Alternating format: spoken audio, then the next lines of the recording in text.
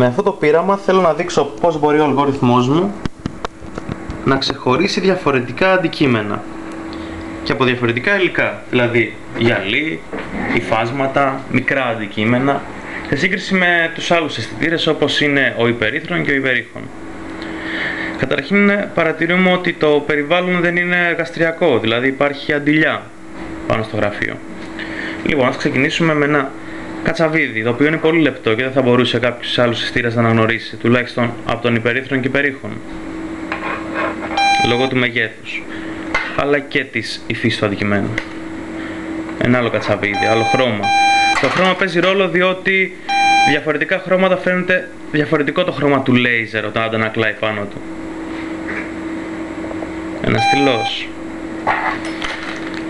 Ένα σακουλάκι, πλαστικό. Ένα ύφασμα, το οποίο δεν θα μπορούσε ένας αισθητήρας υπερήχων εύκολα να αναγνωρίσει. Γυαλί. Και μάλιστα το σχήμα του είναι οβάλ, παρατηρούμε. Ο υπερήχων θα το ανακλούσε και δεν θα μπορούσε να το αναγνωρίσει.